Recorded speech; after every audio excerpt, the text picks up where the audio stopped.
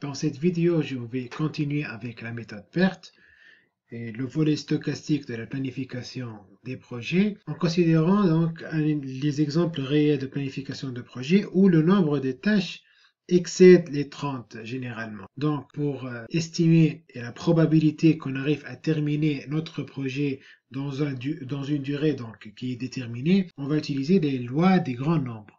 Et plus spécifiquement, on va supposer que la durée du projet suit une loi normale. Une loi normale, comme vous le savez déjà, comporte une moyenne et une variance. Donc, la moyenne est égale à la somme des durées moyennes des tâches de chaque chemin. Et la variance est égale à la somme des variances des tâches de chaque chemin.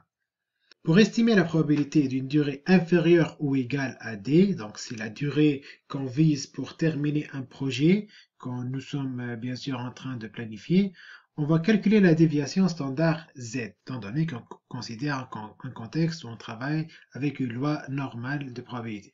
Donc Z est égal au temps spécifié, c'est-à-dire D, moins la durée moyenne du chemin critique, le tout divisé par la racine de la variance, c'est-à-dire l'écart type du chemin critique.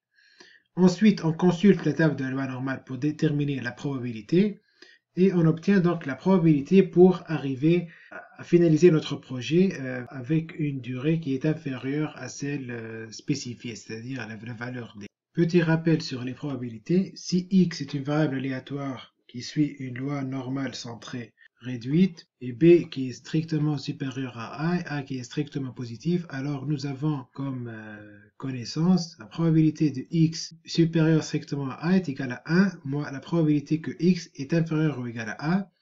Nous avons aussi probabilité pour que X soit entre A et B est égale à P de X inférieur ou égal à B moins P de X inférieur ou égal à A. Nous avons aussi P de X inférieur ou égal à moins A est égal à 1 moins P de X inférieur ou égal à A. Passons maintenant à un exemple. Donc ici, je vais reprendre l'exemple 3 et la question est quelle est la probabilité de finir le projet en 18 jours ou moins. Donc ici, le D est égal à 18. Donc pour ce problème, on connaît déjà le chemin critique. Donc on va directement calculer la durée de notre chemin critique. La durée du chemin critique est égale à la somme des durées des tâches composant ou formant le chemin critique. Donc ça sera égal à 5,167, la durée de B, plus la durée de E qui est égale à 3, plus la durée de G qui est égale à 6, plus la durée de H qui est égale à 2. Donc ça me donne une durée du chemin critique qui est égale à 16,167.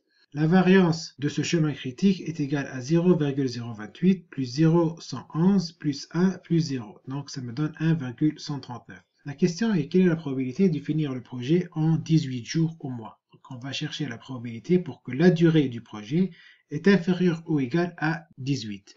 On va normaliser donc les calculs et la probabilité pour que la durée est inférieure ou égale à 18 sera égale à la probabilité pour que Z, paramètre de la loi normale, est inférieur ou égal à 18 moins 16,167, c'est-à-dire la durée du chemin critique, divisé par la racine de la variance, c'est-à-dire l'écart type, qui est égal à la racine de 1,139.